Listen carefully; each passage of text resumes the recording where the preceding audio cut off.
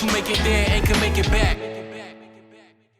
Salutations and shit, folks. Welcome to another episode of your favorite travel podcast, Travel and Shit, where I, your host, D. Carrie, have an experiential conversation about the nuanced ways that travel intersects with normal life. I am slowly but steadily moving things around as I talk to you because I knew I wanted to do that. Welcome back. I'm happy that you guys are here. I feel like there was something that I was supposed to mention in reference to last week, but I can't remember it. So we're going to pretend I didn't even bring it up. Glad y'all are here. Same housekeeping announcements as always. If you would not mind, I would appreciate you leaving a review so that someone who doesn't know what the podcast is about could decide whether or not they want to fucks with it. As well as, what was the other one? Oh, the mailing list. I have a couple of giveaways going on. So there is the Liberate Botanica. That is still a go. And that will be ending in March. As well as I have another China gift card for the shop that I was telling you guys about, where I bought the dress that I wore to the wedding in North Carolina and a couple of really dope pieces. So sign up for the mailing list. That information gets sent out to you guys in a monthly email because I don't want to write more than one email. So keep it simple for me and it's simple for you. If you are watching on the YouTubes, not only do you see my adorable face, say hello to my face, I've got two beautiful guests. So my beautiful guests, thank you so much for joining me, ladies. If you would please introduce yourselves. I'll go first. Hello, my name is Jasmine Bruno. That's my cousin. Hi, guys. Hello. I am a veterinarian. My official title is actually a forensic veterinarian. I work in New York City. I work with a nonprofit organization. And I also, in my spare time, not only enjoy walking along, beaches and whatnot, but taking long, nice walks on the beach. But I enjoy traveling and doing spaying and neutering of community pets in different countries. So, and that is how I know Alexandria, and I'll let her take it away. Hi, I'm Dr. Alexandra Murphy. I'm a veterinary doctor in general practice, as well as I have my master's in public health and infectious diseases. I am in the DC area, so I work in DC, Maryland, and Virginia. I have my license for all, and I'm technically a relief veterinarian. Some on the medical side, they call them locums. In the children's side, they call them substitute teachers. So pretty much I am self-employed, and I pick and choose which hospitals I want to work at. So if I don't like you, I didn't show back up. Otherwise, if I like you, I stayed and I work a little bit more. But I'm pretty much a freelance. I also do at-home euthanasias. So instead of euthanizing in a clinic, I come to your house. And then my side kind of thing is travel. I don't see life without travel. I try to stay in the skies as much as possible until COVID kind of takes my plane down. But other than that, I try to stay in the skies as much as possible. I try to do 3 new countries every year. Come on. I am a solo traveler for the most part. I'm not a resort person. I'm like an Airbnb kind of thing. So that is my extent of travel for cultural purposes, travel for animal purposes. I see you. Right. So first of all, travel doctoring, who would have fucking thunk? So yeah, it makes sense that you would have backups for doctors because you guys are people and have families and lives and deserve vacations. Huh. So actually, technically, most of us don't have lives. No, I actually came into relief years ago because I was tired of my clinic and I wanted to see what other clinics were. I'm a big advocate. I'm a big teacher and a learner, and you can't learn everything from one facility. So I learned to leave and see different medicine in different areas, even just in Virginia. So I was in Southern Maryland in Bowling Green, where the Lovings case was, where the black and the white couldn't marry. And then I moved up to the city. So it's very different. But generally speaking, veterinarians don't have a life. And a lot of owners think we are not supposed to have lives, that we're supposed to live above the clinic. And when they knock on the door at 11 p.m., we're going to answer them. I am not about that. I'm sorry. I got 2 of my own headaches at home. I got to come home to see. That's where I'm going. Oh my God, they're headaches. One is staring at me now. She will walk across this stage in a minute. So first of all, let's start with like the base questions. What got you ladies into veterinary medicine? What was it about the field that decided to pull on your heartstrings? Because everybody, like, there's one thing to love animals, right? But then it's another thing to actively become just the idea of a PhD. I got this cute little bachelor's that's doing absolutely nothing for me right now. I'll never say I regret the experience. However, I knew good and well, because I used to want to be a pediatrician when I was a kid, all the way until Sister Kitsy's chemistry class. She said Sister Kitsy's chemistry class. She did that for me. Terrible experience. And then I ended up doing volunteer. I volunteered that summer or the summer. I would think I was volunteering at the same time. That's another story. Problematic. But anyway, I ended up volunteering that year because they wouldn't let me just finish it out over the summer. And I saw this girl in like reading this huge book. And I'm looking at the book and I'm like, oh, that book, I think I weigh as much as the book, man. Like that's a big ass book. And I'm like, all right, we're going into junior year. I don't want to do this. And she doesn't look happy. Yeah. The doctor thing, that's when it started to kind of to leave off of my chest. So that's a large undertaking. Shout out to all of y'all that go for continued education, higher and more advanced degrees. Big up to y'all. Shout out to my little brother who is a fellow at Brown. They are paying my Black man to get his PhD in pathobiology. So proud sister moment. Don't think I mentioned that in a while.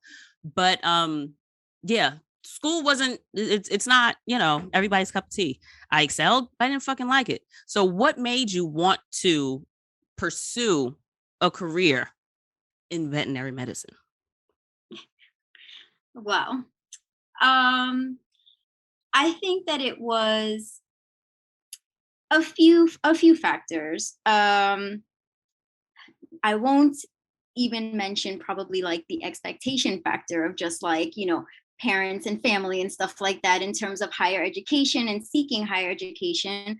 But it was always just pounded, I guess I would say, into my head that just higher education will open more doors for you. And so while, yes, everybody kind of, initially starts with wanting to pursue being a veterinarian and going into veterinary medicine with a love for animals, of course. I mean, for me, that I'd be lying if I said just like, I enjoyed animal care.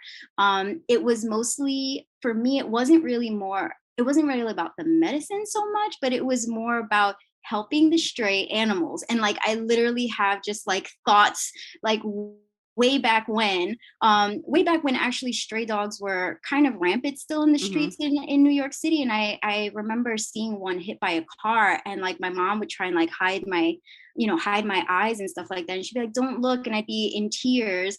And it was mostly just about the caregiving mentality of it. And so that's what kind of attracted me to it. Now, I've spoken about this with like a mentee that I have right now. So I'm mentoring her. She's going into, she's at this crossroads of like applying to colleges and stuff and wanting to major in like animal sciences. And so I'm just kind of like guiding her and just opening her eyes to the world of just animal sciences and what possibilities you can have with it.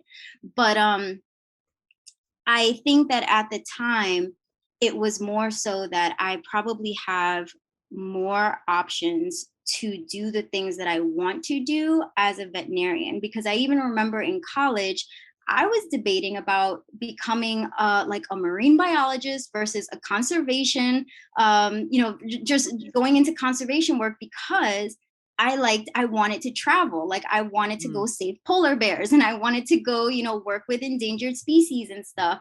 And so like, I think it was just that push of just like, well, you know, I spoke to a lot of people because for a while I wasn't going to go to I wasn't going to apply to veterinary school. But it just seems like that would make more possibilities happen for what I truly wanted to do. And so, I mean, I'm seeing it manifest itself ever so slowly as I pay back these almost $300,000 loans. But you know, yeah. I guess I'm the most atypical person you'll ever meet in veterinary medicine. I've always said. I grew up in Providence, Rhode Island, and so Brown University up the street. So I was raised in Southside Providence, not the best looking neighborhood, on the same lines as New York City, I guess to say. And it wasn't about the care of animals. I saw animals dead. And so I was like, what happens after? And what can I do to help? So I never got to see an animal get hit by a car or anything, luckily. But if there was an animal on the side of the road, how could I help? I wanted to do the medicine. I wanted to be able to do that. And so that's really taken my career. The other reason I did it is because people didn't think I could. So, you know, Black female, coming from Providence, nobody had degrees. And so they were just like, you want to be a vet? Okay, I loved cats, the cat lady. But I mostly liked cats because people didn't, and I would make them. So I didn't like the stray cats, but sometimes honestly, stray cats are happier out there than they are in the house.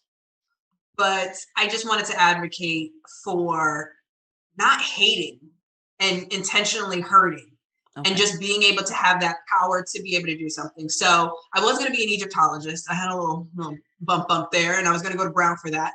An Egyptologist? Not the best thing in the world. Wait, that's a thing? So just someone that studies Egypt?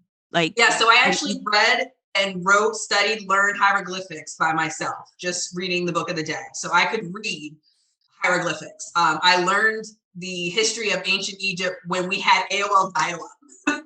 So it was like the nerdiest thing that I could ever done in my life. I had this whole table of written script, and it was like, my mom really was like, I'm concerned for you.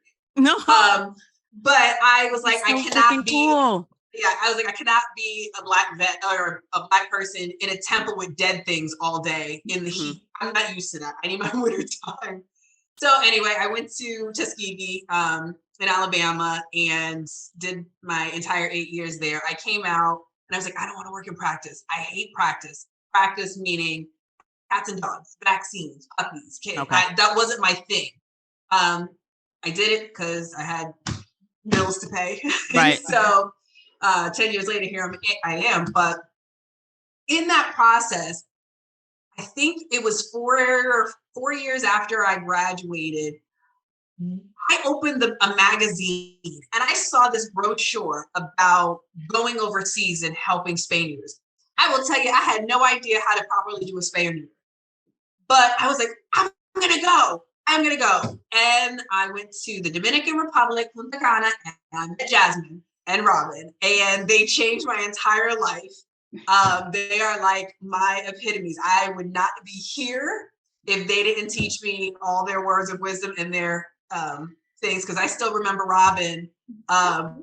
She would sing "Let It Go" to me because I was so scared of dropping stuff. She's just like, "Let it go." So every time I'm like, "Let it go," and I'm in surgery.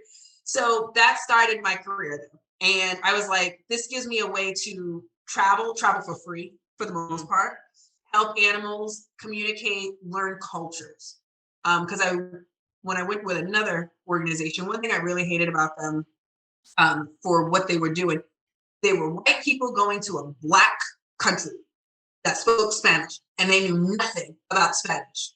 They had not a clue how to communicate. They didn't know how they interacted with animals. One of the questions you were posing is, how do people look at animals overseas? You have to understand that before you can work with them, because otherwise we're being Americans and doing exactly what we hate Americans for doing, is coming in and bringing our stuff and dropping it on your doorstep. Like, the American way is the only way. So, trying to learn while I'm at these locations, better myself, improve the world at the same time, see what we know. I've learned so much overseas about what they do and I bring it back. And they're like, you do field medicine. I do field medicine. Not everything needs 17,000 things. These animals survive. We're just lucky to be here and say, let's see which one works. That's pretty much it. So that's where I am with why I'm doing veterinary, and I do at-home euthanasia, because again, I really enjoy the lack of suffering of animals. I don't want to see them suffer. So I can talk to owners about, is it time? When is it time? How can we do this humanely? And I've had humans come to me and say, are you sure you can't do that for humans? You sure? I actually spoke to a doctor last week in the emergency room. My boyfriend had an issue.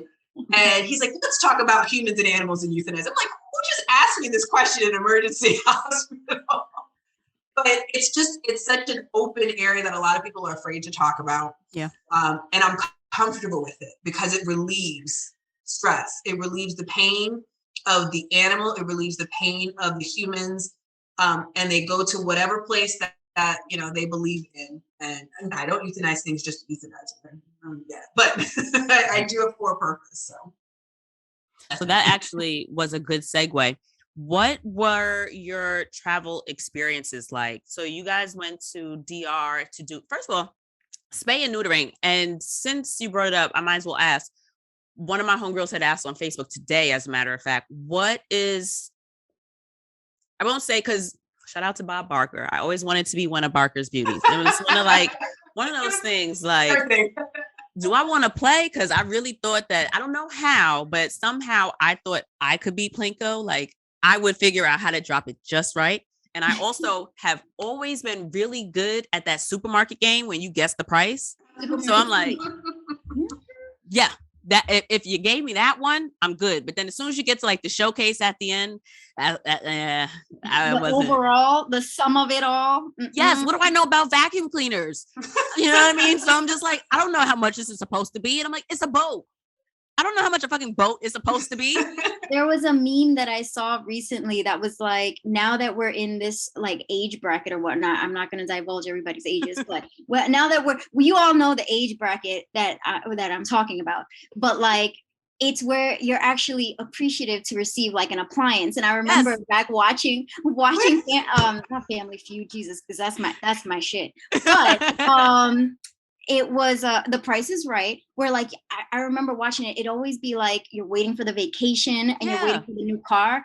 Nowadays, I'm just like, honey boo boo, yes, please give me that washing machine and please give me, a pot collection. Thank you. Yeah, so low key, I kind of want to get boyfriend like those fancy pots, but I don't do the cooking. So I wouldn't even know which ones are even worth it. And then I'd be pissed because then I would also just buy them based on what's pretty. Like I would just buy like really colorful ones. And I don't think that you'd appreciate that. So a gift card, I guess. But always works. In your medical experience or your medical advice, why do we spay and neuter our animals? I know. And I'll say this out loud. Please spay and neuter your pets. Adopt, don't shop. Put it out there. Okay. What are the main reasons why we should spay and neuter our animals, our babies? I'm a dog girl, by the way. I don't have a cat. Boyfriend is a cat man. He loves cats. But I'm a dog girl. I think I'll let the shelter vet discuss the spay neuter. She has more of the stories. We can bounce back and forth each other. The main thing with me, it's okay. So in terms of just overpopulation of pets, preventing unwanted pregnancies. I mean, like I'm going through lists of now. Yeah. Just the medical conditions that you can prevent in terms of just a fatal emergent condition known as an infection of the uterus or a pyometra that females can get. And so it's always safer to do it when they don't have a pyometra as opposed to when they do have a pyometra in terms of anesthesia and everything. And then with males, I mean, a lot of it is like testicular cancer. Of course, like when you take the testicles away, like you completely take away the risk of testicular cancer, especially if like you have undescended testicles, whereas like a testicle hasn't gone into the scrotum where it normally should be. It like hangs around in like the abdomen or something, or it can hang around in like the groin area or whatnot, but it poses a larger risk for twisting around in the abdomen if it just stays in there too. So I'm rambling. Alexandria, let's. Well, I mean, I'm backing you up. Again, pyometra is probably one of the most serious, as well as mammary cancer. We get a lot of people, men that don't want to neuter their dogs, and it's like, okay, well, and I've had it before. I love this one. I had a dog whose penis just kind of sat out because of being intact, and I said, okay, Dad, this is because he has his testicles, so we have to neuter him. I'm not neuter. I said, okay, here's some lube, here's some gloves, and you rub it until it gets back in every day. You know what to do. And he looked at me, he's like, I said, exactly. You have to realize a dog is a dog. And they don't need these parts. It helps because of aggression, especially in the males. Marking territory, you get that in male dogs and male cats. All that screaming and screeching outside with the cats, that's them reproducing. We have so many animals in cages, literally in jail. I always say they're put in jail until death row. No animal deserves to be in a cage that for, it doesn't matter how long, whether it's 2 weeks, 3 weeks, to just them be using it because somebody had a new baby and they had to get rid of them. Or because they left them outside because they moved somewhere else. We have some no-kill shelters. I like no-kill shelters, but again, it's one of those things. These animals that you did not spay and neuter and got rid of, or accidents because your brother's cat came over, brother's dog came over, and they mated. Who are you giving these animals to? Right. And are you giving them to reputable people? So I'm definitely behind the lines of freedom. The pyometra, I get so many people, they're like, oh, well, I'm not worried about a pyometra. Okay, now your dog is 9 years old, he has a heart murmur, so he can die under anesthesia. She can die under anesthesia. And instead of spending the $100 to spay her, now you're spending $4,000, life or death. How many people are walking around with $4,000 to be able to do that? And insurance generally doesn't cover that because that's preventative measures that you should have done when they were young. So it's financial for the most part. Get it done, let them be free. It doesn't free them from any other ailments, but it frees them from some of the major ones. They get breast cancer, what we call mammary gland carcinoma as well. I have a lot of penile trauma that happens. Like I said, the penis gets stuck out, it gets hit on certain things. The testicles get inflamed, sore, ulcerated. Prostate gets big, cuts off your urethra, you can't pee. Then you have a ruptured bladder, sepsis. There's a lot of things that can happen and go wrong. So unless you're planning on breeding, please don't breed. But unless you're planning on breeding, just do the easy, simple thing and just spay and neuter. Thank you for that. I think that's going to resonate with some of y'all out there that may not have known how serious it could be. And it was just in your head and what story you were telling yourself was a bad reason to do it. But here we are, the doctors. They know what they're talking about. I mean, I think part of the, sorry. No, go ahead. I was going to say, I think what fuels us and what gives us opportunities abroad is because of just the overpopulation of these pets and just that they're, breeding uncontrollably. And so like, that is one of the main reasons why we enjoy going, and helping these communities, because it not only poses a public health concern for, people, or I guess I should back it up. It not only poses just health risks for the animals, but also for the people because of public health risks in terms of spread of infectious diseases that Alexandria knows all about because she got her master's. Well, and I actually want to segue, which is going to probably be a question to back up what Jasmine is saying. The overpopulation that's outside, for the most part, like most other countries don't have shelters. So, and I do have cultures that just leave their cats, particularly outside, like, oh, they can survive. No, they can't.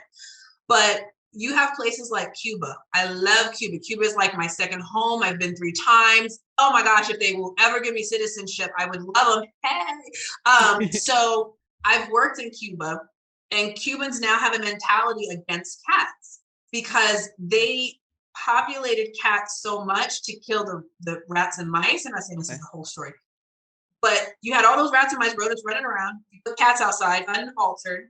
Now you have more cats than you had rats. So now they treat the cats like they were rats, and they want to kill them, hurt them, you know. And I'm not saying everybody, that is not everybody at all. That's not even half the population. But there's just certain mentalities that build because of that. And I remember, I love cats. Again, when I wake up in the morning and there's 7 different cats on my patio every day, I'm like, this is disgusting. This gets to a point where it's too much. And yes, there's a public health risk. There's fleas, diseases that fleas carry. You have your roundworms and hookworms, giardia.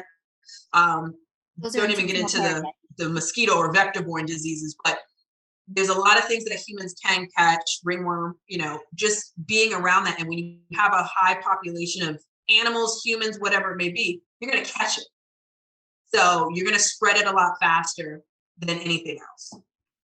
So what were your experiences like traveling? Let's talk about the travel doctoring. Where did you love? What did you learn that you were able to bring back to your practice here in the States?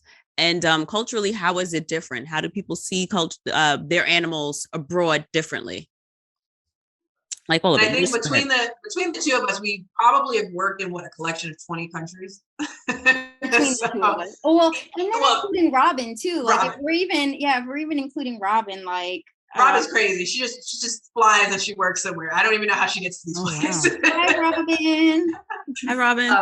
But yes, we've been to a lot of different places. Mine are generally centralized in the Caribbean and South America. I've done some Central. Jasmine, I think you've been over like in Thailand, haven't you? I went to Thailand. I think that's probably the furthest that I've been, but otherwise it's a lot of like South America and the Caribbean also. Yeah. And I think everybody in the Caribbean and South America, they have the same kind of mentality. Animals are generally outside, like they're feral pets to some degree, but you will have your breeds. You'll see a husky in the middle of Colombia. And you're like, why? True. But I've learned from them, they're like, well, you have to acclimate them. So they actually have like a way of keeping them in the AC and then bringing them outside so they get used. I'm like, just don't have a daggone Alaskan husky. Yeah, it seems like a lot of work. It's just too much, but you will have a lot of breeds that are specifically bred, household animals, leash, Gucci, this, whatever, in any country. I think for me, one of the hardest countries to be in was Turks and Caicos. And the reason being, for the most part, they don't want the animals inside. They won't drive them. So when we did a campaign out there, they weren't bringing them. We had to just like hurdle them off the street and just be like, whose animal? Nobody's animal? Okay, put it back up. So I think it's a little bit different with the mentality there, but there is a collection of cultures in Turks and Caicos as well. Like there's Dominicans and Haitians and everything there. So you have that collection. But I think overall, people like animals, just like in the United States, you're going to find people who don't, and people who are just despicable regardless. People have hearts for them. They just don't have to be up underneath you like a lot of Americans have our animals. Sometimes just them being outside. Like I have 2 feral cats outside. They don't want to come inside. They want to stay right there and beg me twice a day. They knock on the door and they just want to be fed. And then they go and they come. That's all they want to do. I actually had, sorry to interrupt you. I actually had, and by I say had, a house set. I had an Airbnb in Guadalupe. And the way it was set up there was the place I stayed, everyone's kitchen, like it was a building, like a complex. Everyone's kitchen was outside. And so your doors get closed, like you've got sliding doors that close off your kitchen from your home.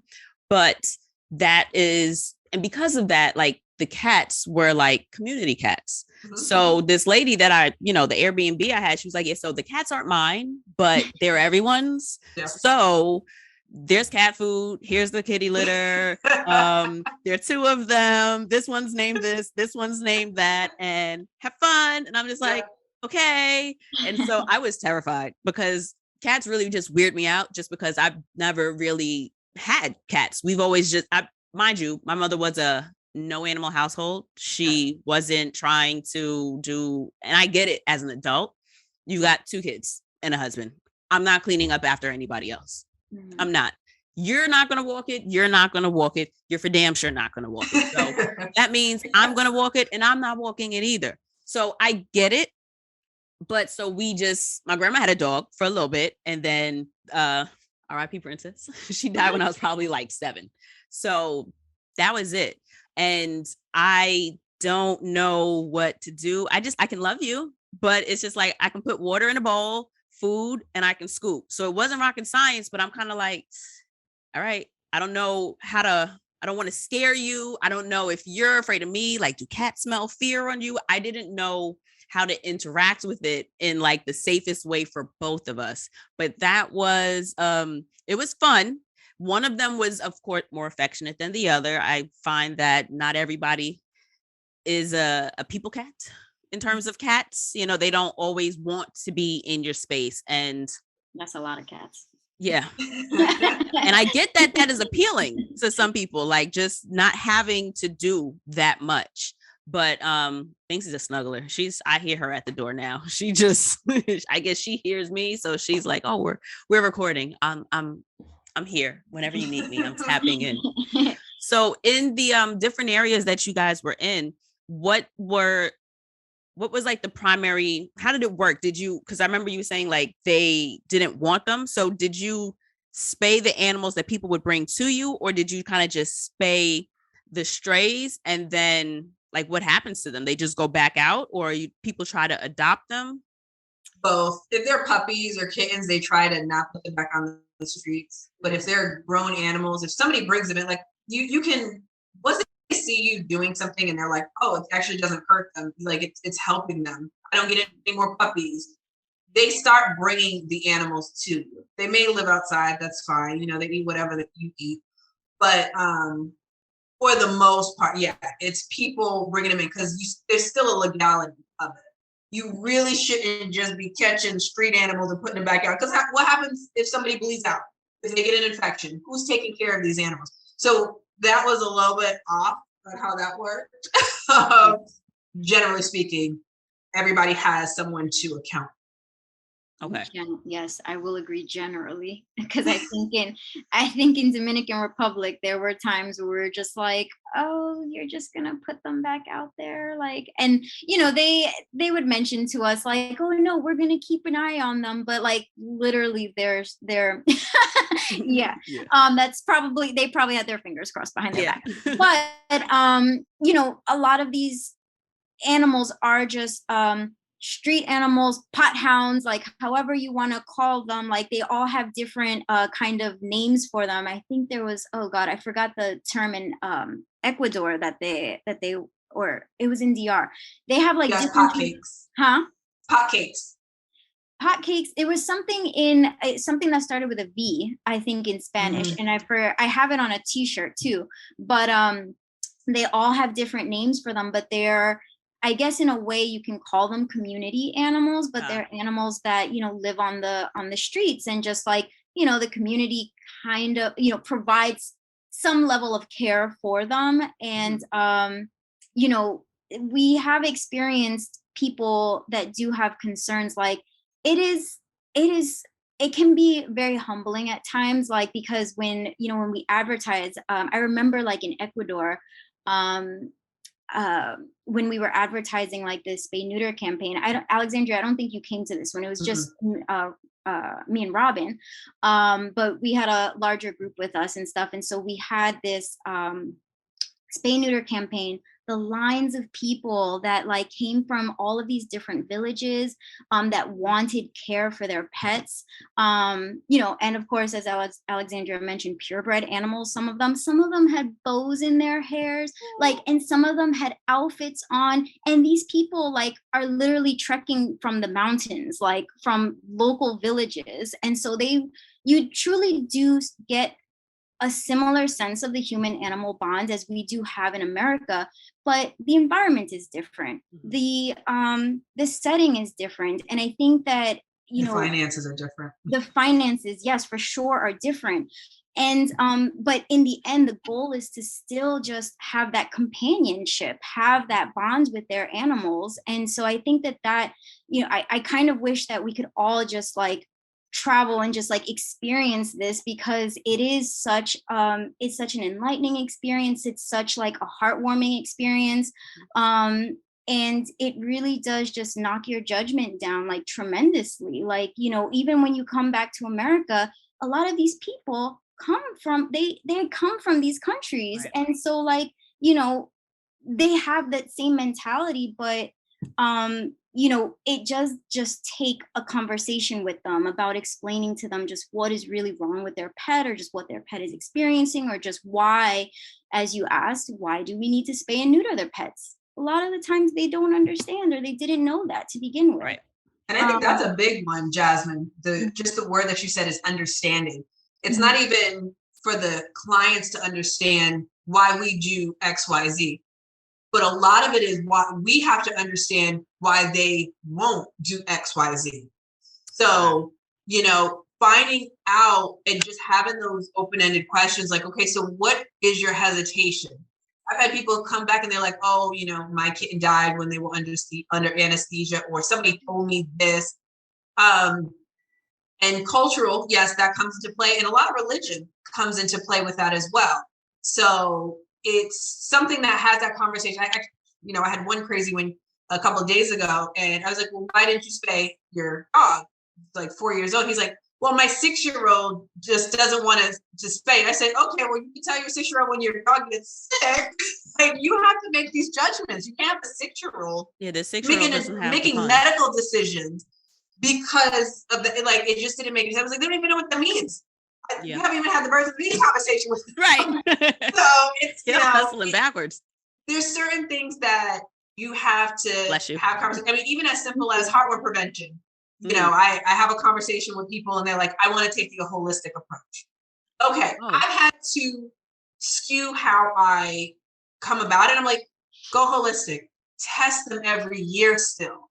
You may not take the prevention, but test them, because when they come positive, you're going to be doing some chemicals. It's going to be expensive, but at least know before it happens, or when it's happening, so we can get there. So I think that's a really good point. And I wish that more even human providers would take that approach, and not even just medical providers, but people that function in just any capacity where you have to work with the public. If you have a better understanding, or if you just are open to realizing that first of all, by the time someone gets to you, there's a little bit of stress. Like, you don't just, show up for shits and gigs. It's either for the checkup or something's wrong. Something needs to be fixed, or I'm uncertain about something. So I found I work in not patient care anymore. I work with the public. So I find that in my job, when I get out of my head and complain to myself about, I fucking hate it here, this is trash, whatever. Nobody wants to be here. So let me consider how this person is feeling. Let me consider how they got here or what they're doing here, and try to approach them with the care that they deserve, because knowing that they're here for something that I'm supposed to help facilitate, it makes it easier for me to meet their needs, and it makes it easier for me to do my job if I just, what do you need to know? What do you need? As opposed to me telling you, how about you tell me what you need? Ask me your question and we can go from there. So in terms of like cultural differences, does that affect how you I don't want to say administer care or like provide care or service your, not just your animals, but like their families. Cause like you were saying, Jasmine, these people are from these countries when they come here. So a lot of those ideas and feelings about how animals should be treated. Cause I know the way I grew up was all, you know, and it's so funny how my mother was, you get a dog when you get your own place. You get a dog when you get your own place. I wasn't even out the house a year and I ended up with a dog. So I ended up listening to my mom all my life say dogs belong outside. Yeah. Boss was her grandmother's dog, and Boss died when I was like 2. And my mother was like, no more dogs after that. So Boss was a big dog, and so spent most of the time outside. He would come in at night, and he was not supposed to be on the couch, but that was always his thing. And so it was, dogs don't belong on chairs. They don't belong on your bed. I can't believe people do this. Woo, woo, woo, woo, woo. Binksy will sleep on her pillow. Mother. The dog gets away with everything. The same thing for my dad. I remember one day I came home from, I don't know where the hell I went, but I come home and my dad's in the kitchen. He's eating grapes. And so then he starts getting them to the dog. And I'm like, what are you doing? He's just like, oh, yeah, she's, and I'm like, Dad, you can't give the dog grapes. Like, they're poisonous. You can't, well, she likes them. That honestly, that's old school. And it's funny that I never knew how to explain it. Yeah, we gave raisins and grapes back then. And it's like nothing happened or we didn't know. I don't know. It's just like some miraculous change happened. And it's like, yeah, now you can't do food. Now, granted, food has changed on our plate over the years. This too. Black culture is exactly how you stated. So I see and I target and I'm like, okay, you're an older generation. Everybody in the older generation is pretty much animals are not inside. You get your dog when you want. We don't do cats. We don't do this. And then there was this switch. Something happened. I don't know if it was the kids or what, because even my grandmother, she bred Rottweilers. They stayed outside. Okay. And she never liked cats. Some cat showed up, this little hoodlum cat showed up at her doorstep. She's like, look, I try to give him some yogurt so that he can go away. And what do? I'm trying to keep this cat. I said, Grandma, you just gave this cat yogurt. He ain't going nowhere. No. She's like, I hate this cat. This lady, 2 weeks later, cat spread all up on the bed. She's got 6 paws. And she's like, I hate this cat. The whole roll of film of him like pressing the remote control and all that. And I'm like, you don't like this cat? I hate this cat. Get up. Okay. Yeah. And they had a love-hate relationship that worked until that cat was about 14 years old. Ooh, Binksy's gonna be 14 next month. Okay. Yeah, she's a good little pup. But like with those differences and with those very much so ingrained mindsets, do you even think that, I don't know if it's like an American thing, but I remember I used to feel like, yo, you bought a sweater for your dog? Like, the most. You got your dog in a stroller? Why? Like, isn't the point of the dog outside to walk? I don't. Because now you can. I think that's what it's just like traveling. It's nobody really thought about traveling outside. You know, coming from our area, it was like, for me, the biggest thing was to go to New York. And I don't know where you guys wanted to go, but it was like, New York. And now it's like, there's more. Yeah. It's like, I gotta go. It's just the option that you have now. And then, that's a good point. You have a little bit more money. So that little $20 sweater, it's nothing. Back then, look, you got food you put on the table. You don't spend $20 for a dog. So I think that's kind of where it comes from. So how do you guys use your experiences from abroad in your care back here in the States? I guess so. I kind of don't provide, I'm not on the medical side of things anymore because I do forensic work. Right. Wait, pause. So I'm gonna let you finish this and then we'll go back. And can you explain what that is and like how that works? Because I know I had one idea until you told me. Yes. Yeah, but more. Go ahead. So basically in a nutshell, I basically, she's a powerful vet. It's cool stuff that I would never be able to do. Sorry. No. So, I mean, a lot of people tell me like, they're like, I don't know how you do this. I could never do it. But no, it's basically, I perform examinations on any animal that's being investigated by law enforcement for suspicions of animal cruelty. It's so sad. Bam. And then I generate reports and based off of the medical conditions of these animals, and I communicate those with the reports and the medical findings with detectives and lawyers, and I potentially testify if needed.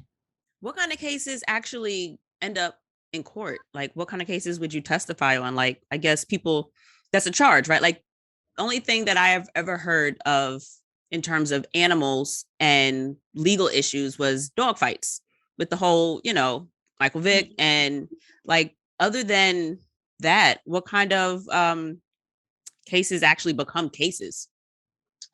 So every state is different, unfortunately. Okay. But of course, organized animal fighting is a felony in all 50 states. But I guess I can speak more for New York in terms of just any kind of just anything that you're suspicious about, whether it be just like trauma versus, leaving your animal outside versus abandoning your dog, like all of that could be reported to law enforcement. Huh. Mhm. And then it's basically up to the district attorney's office how they Okay. want to, proceed with charges if, I guess, the investigating, detective, or if the law enforcement wants to pursue criminal charges or wants to, go forward. That just made me think of, I don't know if I'm conflating stories. I don't know if it was around Sandy or if it was something completely different. I remember hearing on the news, there was like a house found with like dozens and dozens of like malnourished like cats and puppies and stuff. And I would assume something like that. If for some reason somebody ends up coming across a house and there are way too many animals in one place, and there were some of them in like cages, and it was weird. And I assumed then they would call you to look into that. Yes, if there's an actual crime that's happening, you can call 911. If it's a concern that you have, like the crime isn't actually happening at that moment, I guess you call 311 to make a report. Okay. And then I guess 311 is like animal control. 311 it's hard to explain 311. It's more like information, but active information. Like you call, like, for example, you could call 311 if there's been a car parked across your street for like 2 months. If your trash isn't being picked up regularly, like you can call 311 and then they'll connect you through like sanitation. You can put you can like put in a ticket. Yeah, it's like one of those municipal kind of, hey, something needs to happen, and you're kind of the person that, yeah. Okay, because I think every state is a little different with that as well, because I know actually every county, again, being that I work in DC, Maryland, Virginia, we do animal control officers. So you call animal control, and I think it's Maryland, I can't remember. They are linked with the police officers. So they're actually police officers that go instead of like true animal control. Some animal control officers just ain't worth it. But still in effect, we have to call that, because I remember I actually witnessed an abusive case where the guy kicked the cat out the house and started trying to punch it in its face. What? On the balcony. And so, of course, here I'm screaming because I saw what was happening. And, I was like, no, stop. And he was like, shut up. You don't know who you are. I was like, oh, you don't know who I am. Right. So here I do my little parkour, jump down, come around. And I've already called animal control. And so luckily he actually missed the cat, because the cat cats are dangerous sometimes. The cat turned around and scratched his entire arm. Good. But we call it animal control. Animal control pretty much goes in, takes the cat, they bring him to a vet. But like I said, that would be kind of what I would see Jasmine as, is evaluating the animal for whatever trauma, which you can see. And then we sued him. So essentially, so yeah, he went to court. I was like, this is not, first off, you live in my building. You're not going anywhere. Not on my watch. You do the big Ayana, the in front of Ayana a child. And that's where my problem is. And I think part of the question that you had before is, how do we reach some of the community members, especially when you have situations where like the older generation is like flat out not going to deal with it? A lot of times we reach the younger generation because they're the ones that really promote and can pass on. I remember we went to St. Lucia. Jasmine, you didn't come to St. Lucia, did you? It was you and Robin. So Robin and I interconnected. I know. So Robin and I went to St. Lucia, and a lot of the attention on there's just a lot of kids. And some of them, little rabbit kind of kids. I just like all over the place. I'm not a kid person. But they're respectful to a certain extent. And so I see them like over in my surgery, and a lot of other people were like, no, you gotta go, shoot. I'm like, stop. Like, you watching? Watch. And literally, like, they would have questions for me and I would answer. And then I actually had like a 7-year-old, and I was like, you keep them in line. Keep all these 13-year-olds in line. And so he, yeah, and I got a job to do. You talk to them wrong, they're gonna be, one of them was like, I'm gonna call the sheriff. That's my father. I was like, see, right there. That's how you know you're wrong. And you teach the kids. I saw one, I don't have a leash, I have cat, but he was carrying the dog and just like doing this. I was like, stop. No. Like, that's not comfortable. And so he understood and he changed. Then they go back and they tell their friends. They go back, they tell their parents. They're the ones that sneak the animals in the house, and we're like, no, we got to do this. They're the ones that are our future. So it's not, yes, the parents have the money and you got to pay. It's a business. Yeah. You still got to buy things, but it's the kids that can hurt or help. You still have these kids that are around kicking cats, throwing them, seeing how far they can go. How many lives they have. It's like, if you just raised to love animals, or at least like, you don't have to love them, to respect them, a life. I think that for me, that's where my target is. And also color. Mm-hmm. I like to go to places where I look like them. Yeah. And they're like, yo, I can do that too. Yes, you can. Yes, you can. So. Yeah. So you mentioned bringing the animals in the home. So to pivot to the animals in the home, what would you ladies suggest would be like best practices for traveling with our pets?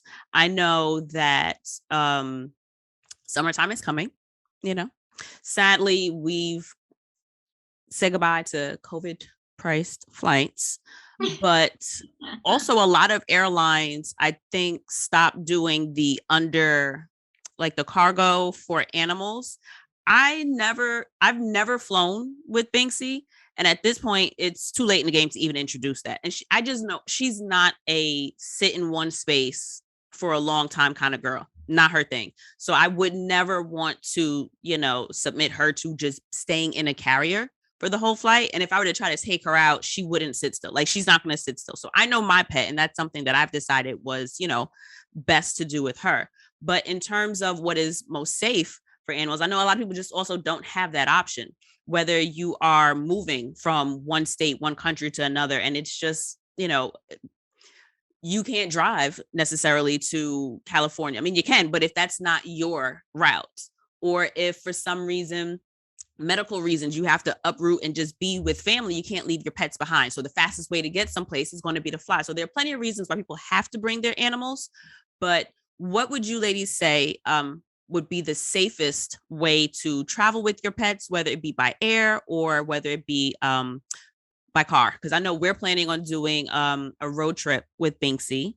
I really want her to be able to have a little adventure, get some hiking, smell air that isn't Queens. It's not, New York. I want her to be able to swim. Yeah, something. It is. Okay. So I want her to and smell something different. I feel like, dogs smell all the things. So it's just like, smell something new. I want her to enjoy all of those things while she still can. So what are best practices that those of us that are looking to travel with our fur babies can keep in mind? So I'll probably start because Alexandria, I know we were talking about this earlier, and I'm gonna let you finish it because you have way more experience. So I am actually a pet-free household right now. My cat, she passed away several years ago. So when Fendi? huh? Was Fendi? No, Lady? Fendi was my sister. You Okay. probably never met her. It was Reese's Pieces. Her, Oh. her name was Reese's Pieces of Badness. But because she was so naughty. Reese's. But yeah, she was kind of like my road girl. While I was in vet school and stuff. She actually, so I probably don't have the best practices with her because she was pretty stressed out, and she would like, if she ate prior to traveling, she would do all of the eliminations from every bodily orifice that you can think of. She would be vomiting, she would have diarrhea, well, not diarrhea, she would actually have formed stool, but she would poop in her carrier, she'd pee, she'd do all of the works. So I ended up like, I would fast her the night before, so that way she wasn't nauseated or anything. But that was while I was in vet school. Nowadays, I would say first and foremost, establish a relationship with your veterinarian. A lot of pets don't tolerate traveling very well. And so that may require some additional medication to kind of help them get through it in terms of like sedation. Like if you think about us with going on boat rides and stuff, we might need some Dramamine. So it's kind of like similar, taking that into consideration for your pets, because it's stressful AF, to bring, they don't know what's happening. You may, but they don't know what's happening.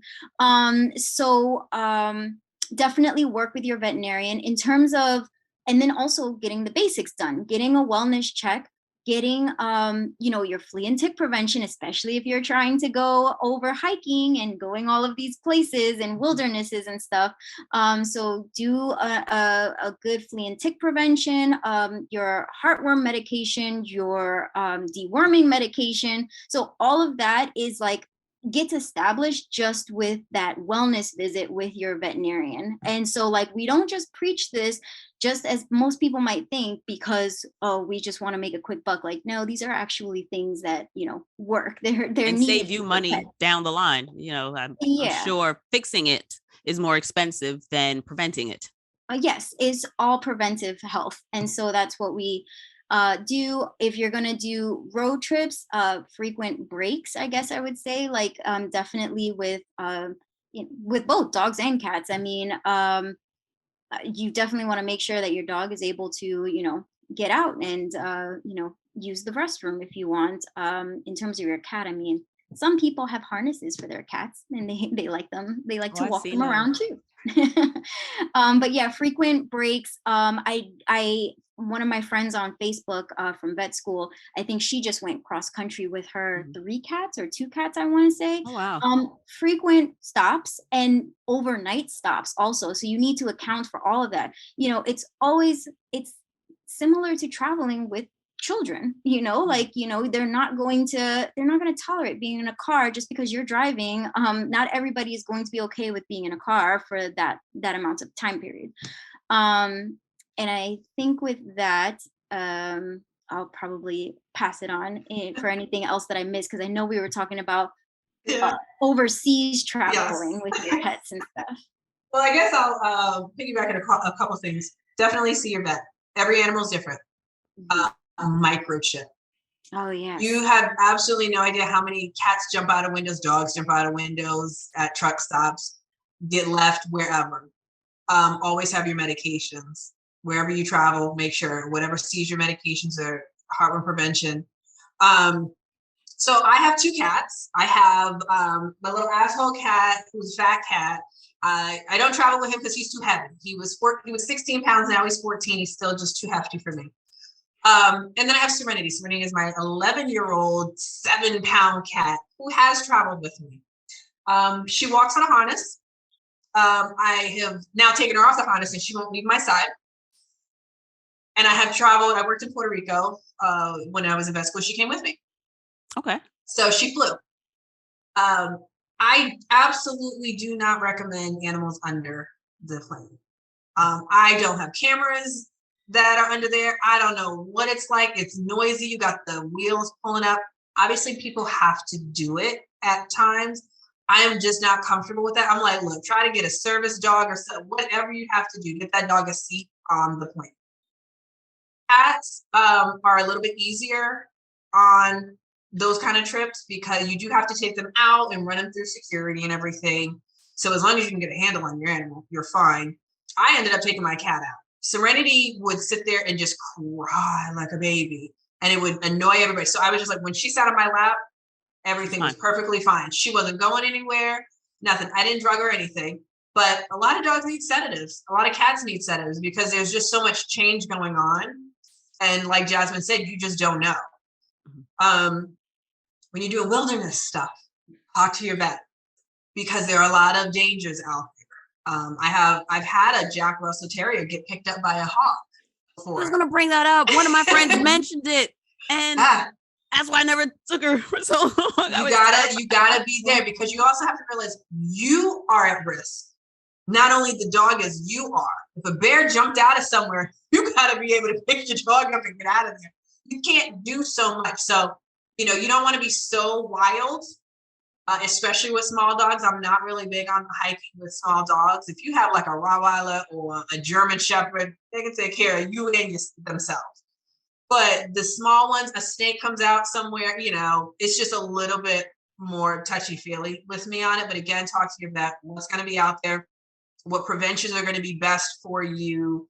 And what diseases. Every area of the country is different. We got Lyme over here. It's forming down in the South, but it's not in the Midwest. You're talking about Babesia and Rocky Mountain. So different things. They don't have a vaccine for Rocky Mountain. We have a vaccine for Lyme. Mm-hmm.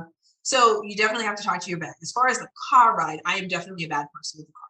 I have a picture of Serenity sitting right on the dashboard. Terrible idea. Terrible idea. Yeah. She looked so beautiful. And I was like, somebody hit me, I'm going crazy. So I did get in a car crash with one of my cats. Oh, no. So it is real. For whatever odd reason out of my stupid head, I was coming from Tuskegee, driving to Charlotte to my family's, and we're in Atlanta. So if anybody knows anything about Atlanta, you hit 85, I think it was 85, and it goes from 65 miles an hour in the fast lane to 105. It's a big switch. Oh, wow. So I had my older cat Tidbit in the car. She was in her carrier in the passenger seat with a seatbelt on. Why there was a seatbelt on, I don't know. I put a seatbelt on. Got in a 4-car car crash. Oh, wow. That was the last car that got hit, and I got pushed 20 feet. Wow. Trust and believe the anger in me came out. Because I was like, somebody hit my car. My cat's in this car. Oh, it was fine. But you have to think shit happens. And if airbags happen, they hit that side. I've had dogs that had a truck that got in a car crash. 2 huskies went through the window. And while those dogs went through the window, the owner did too. So the owner was in critical care. I had to euthanize the dogs because there was nobody to make the medical decisions. And he had his own situation. Shit happens. So as much as we want the animals to sit on our lap and be up front with us, get the harnesses that have the dog harnesses that have the seatbelt cover to it. Put that cat in the carrier. I've had my cat go underneath my gas pedal as I'm driving. Not my gas, excuse me, my brake pedal as I'm driving on the highway. I've made the mistakes. Do not make the same mistakes and put them away. Put them away. Even if they're sitting on your lap, they can strap into something.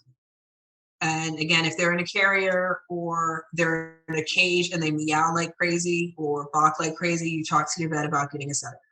Calming treat. There's calming CBD oil. That's for vets, for veterinary care, not from the grocery store. They have those kind of options out there. So it's not necessarily drugs, but then there are some that a little extra. Take it for the well-being of everybody. That's a really good point. Yeah. I didn't even think about the other diseases in other areas because we were thinking of leaving New York, like maybe not going far, but maybe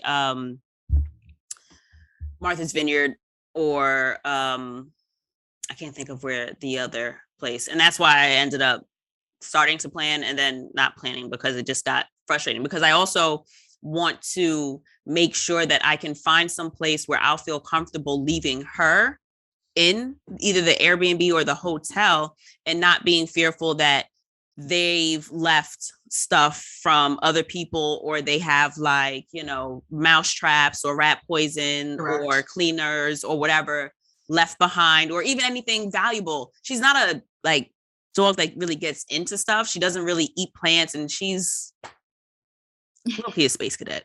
But I would not want it to happen, because we want to have a night out, we want to go eat, or if there's something that we decide to do that we can't bring the dog for, I don't want to have that lingering in the back of my mind. So that's a good point. You do have to also remember that anxious dogs that are in unfamiliar environments can damage properties. Yeah. So you do want properties that are safe for animals, and you do want to have whatever cage or anything, because I've actually had a client tell me recently he got kicked out of the Hard Rock Cafe, because the hotel, the resort, because his dog ended up having a seizure and completely trashed the place. Oh, poor baby. So it's one of those things you want to be aware of, and that you may actually have to pay a couple extra bucks, because they may scratch the curtains or the door or something like that. And you do have neighbors in these hotels. They didn't pay to be next to anything loud, and you don't know what they're doing. So you do have to kind of be mindful of that.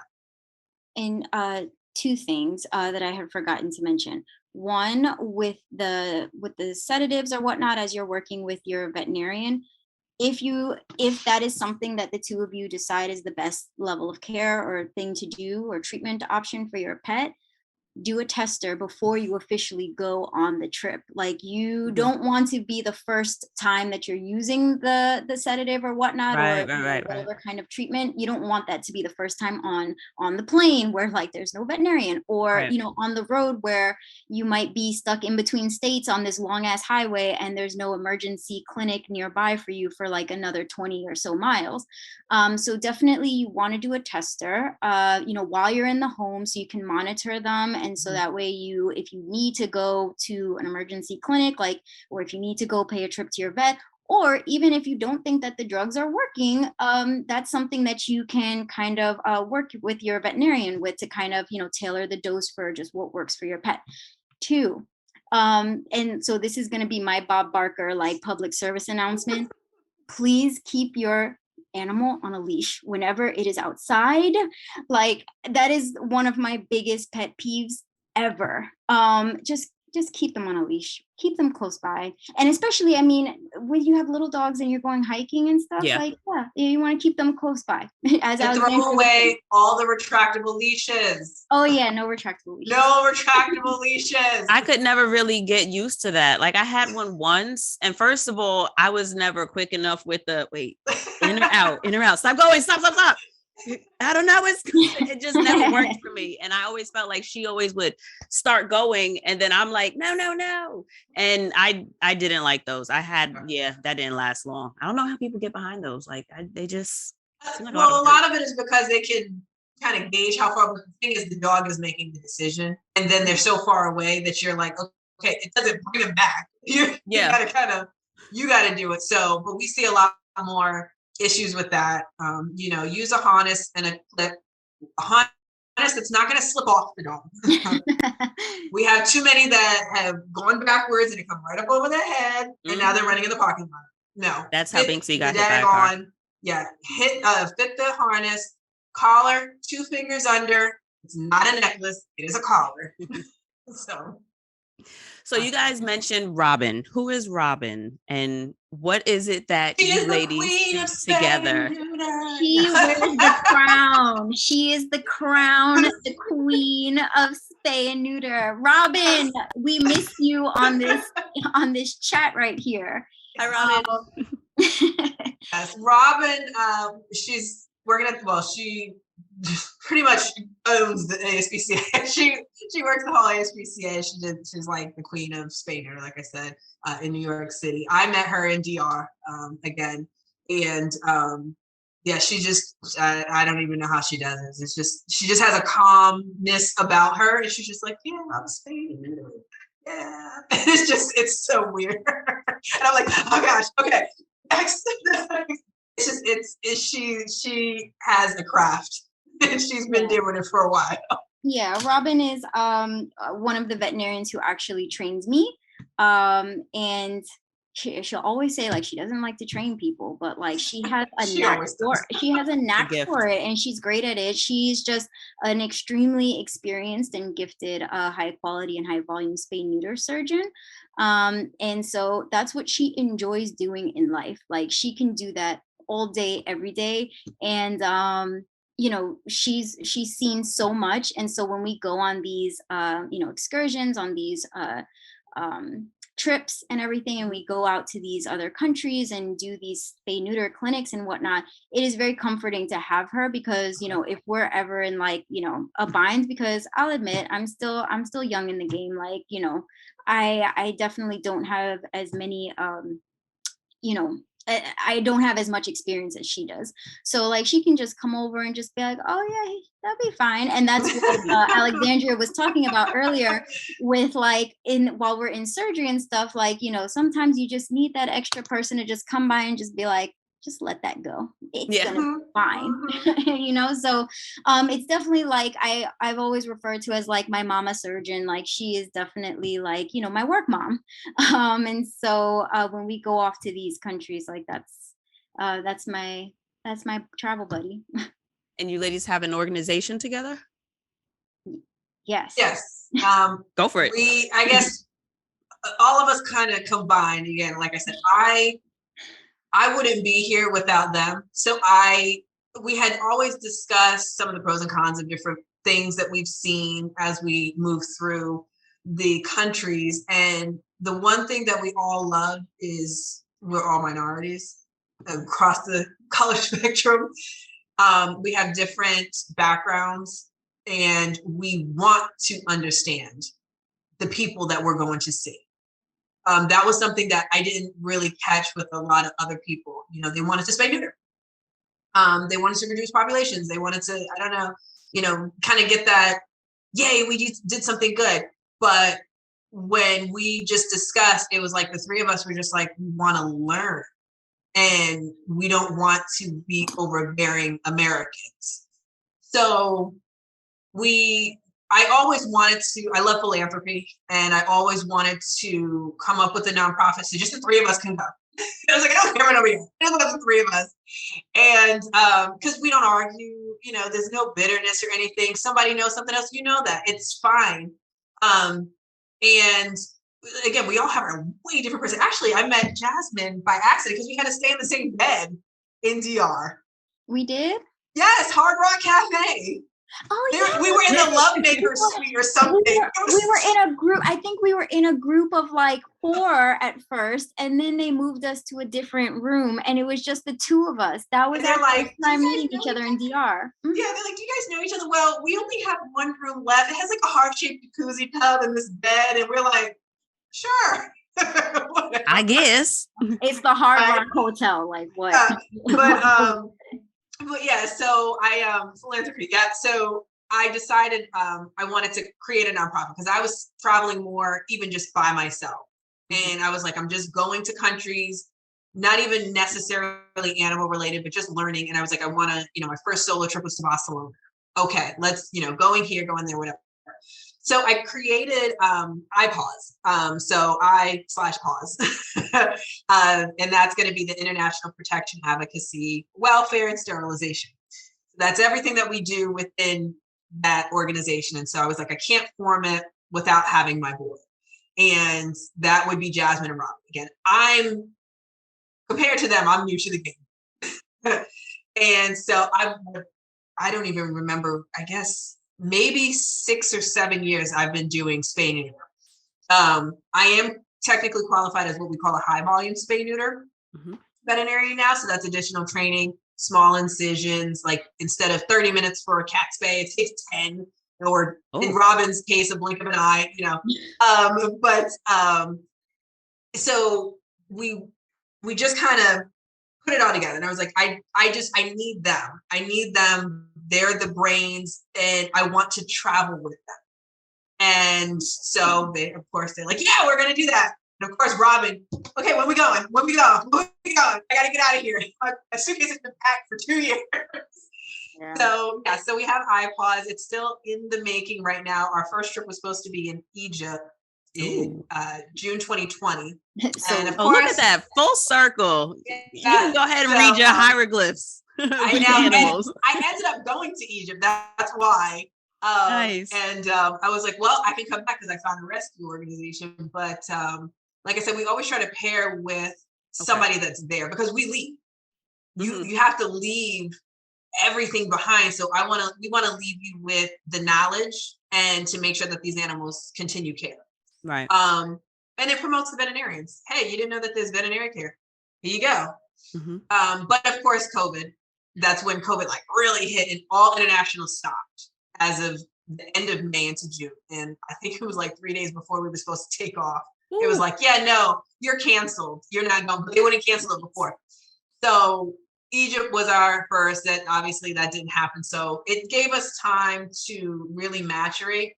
So I have, like we're talking Colombia, Montenegro, Cuba, Morocco. Those right now are some of the places that have outreach to us. Western Sahara. And they're like, hey, look, we want help. You know, we want to know what your expertise is, whether you come spay neuter or you train. Cuba, I've worked with the CDC side of things down there, their version of CDC. I actually did a presentation for them. I think I was the first Black American to do a presentation. So I was like, yes. Oh, come on first. So, yeah. So I'm, trying to go back there again. My second love, Cuba. I don't. Oh. I'm waiting to So go beautiful. there the first time. I'm waiting to go there for my first time. I need my fourth. I need my fourth. I went 3 got a times spot in, for a year and half? tattoo right here. That's Yeah. where it's supposed to go. Because it's more so like a travel sleeve. And I had an appointment. I had it booked to go get it. I refused to get this tattoo anywhere else, but I got to the shop late and I asked the guy, I'm so sorry, will you be able to fit me in? He asked the artist and he was like, no, because that's the same in English and Spanish. He was like, no. And so I was really butthurt, and I have yet to put anything in that spot because I have to go back if just for that tattoo. I really want that, but it's got to be in Cuba. If you go, you taking me with you. I got you. I got you. Just let me know. I will say less. So how can we support Ipos? Right now, I guess it would just be through my Facebook is the first one. Because I usually, and I guess how I've been doing it is I kind of just post some things, but we do have a Facebook website. It's iPos Society. Again, I-Pos Society. And there's nothing really on there right now, but we're working on it. So that usually, if you follow that page, when we do get it up and running, there it is. When we do get it up and running and finished, like I said, we're trying to finalize so we can get the grants and everything put together. And we're going to start calling for help. So we want volunteers. We want people who have no experience, and we want people who have experience. Just as long as you have a passport and a great attitude and a love for animals, and you don't mind being dirty, because you are going to get pissed on, shit on, vomited on, you have some parasites on you, it's all good. But as long as you are looking for an adventure, when we are able to put that call out, that's where I'm going to be putting it out. Because I have, like I said, most people are following me on my private or my page because they're my technicians, and they're like, look, Dr. Murphy, I don't care where you go, you take it, So when I'll put the call out, you let me know, whoever gets that ticket's going. So for someone that doesn't have experience, what kind of experience would we need? Like what kind of unexperienced people are you looking for? And like, how long would like trips generally be? Would the and they're volunteers. So would the volunteers be paying for their own flights, their board? Like, how does it work? So because people are coming from everywhere, you have to pay for your own flight. We don't want to have missed flights and this and that situation. Generally speaking, we're going to take care of lodging, and those are kind of accommodations, travel to and from. You can wear whatever you want. So there's like no uniform. Obviously, scrubs are ideal. And sneakers. Sneakers, yeah, definitely sneakers. Crocs not really the way to go, but you have to be prepared for the weather. We were in St. Lucia, it was 107 degrees. So, you know, it can be a situation. Now, granted, we're not planning on doing it that way, but but that can. But the jobs for unexperienced recovery, we teach you just the basics of recovery while the animal's getting up. Receptionists, cleanup crew, prep crew, advocacy crew, going out and talking to the community, and assisting. So assisting isn't that difficult, to be perfectly honest. You hold an animal, you don't need, you know, very much training in some of this. And obviously we're going to have doctors on board, doctors that are doing surgeries, doctors that are on standby. You're going to have what we call LVTs. Those are licensed veterinary technicians. They're pretty much mini doctors. They know anesthesia better than we do. So they're going to be there prepping animals, getting things together. We need people who can shave, you know. So there's so many things that you can do that you wouldn't think, like in an animal hospital here. Again, they're not going to hire you for that. But you can clean some ears. Nobody got to stop you. Clean those ears, get those ears out. But yeah, generally you pay for your own flight. The trips are, you can stay how long you want. It depends on where we are and what we're doing. I hope that we can solidify locations and do like month-long excursions. Just have a rotating population of people coming in. But generally speaking, it's about 7 weeks. Okay. So you work 5, maybe a day off, travel, you know. We can definitely like keep you posted when like our website is up and running, and just you know, when we're, I guess if there's a listserv or whatnot that we have, you know, people can definitely reach out and subscribe. And we should have something in the next 30 days. Okay, perfect. Because I'm definitely going to have the Facebook in the description box. So if you are interested in following, so that you can stay up to date, so that you will get on, be in the know for when the website is live and when the mailing list is up, so that you can sign up and get all that information. The Facebook link will be in the, wherever you find the description of the episode. So it'll be there. So is there anything else you guys want to share with us for our pet love episode? Adopt, don't shop. Spay and neuter. Love all animals. I think I've passed on all the pearls of wisdom that I have for now. Until next time. Okay. And how be easy on your vet? That I will say, be easy on your vet. COVID has taken a toll on the veterinary community. We have a lot of vets leaving practice, and we don't have anybody. It takes time. It takes a lot of time, and COVID has not been good to us. So please, please, please just be thankful for your vet and know that they are in a good space trying to help you and your pet, not just you. They're there for your pet and the wellness of your pet. Excellent. And so where can we find you, ladies, other than I-Paw Society at Facebook? Where can we find you guys? I'm in the DMV. Alexandria Murphy with an apostrophe. But I'm ripping and running around DC. That's pretty much me. And yeah. I don't think you want to find me, because no, you don't. Yeah, you don't post on social. It probably won't be a good look if you find me. Yes. Well, I guess that for me, it's not necessarily a good thing, but it's a good thing. FamilyCenteredEuthanasia.com, and there's hyphens in between. That's my website. Has a little bit more information about me. And my Serenity is in your picture. My little devil. But Family-Centered Euthanasia, family-centered euthanasia.com. And so in the fact that anybody needs an at-home euthanasia here, let me know. I have had a call from New York. I was like, so we're not going to New York. Yeah. I don't know how they got my information, but thank you. Yeah. Maybe afterwards we can, Alexandria, you can write just like the email addresses in like an email D.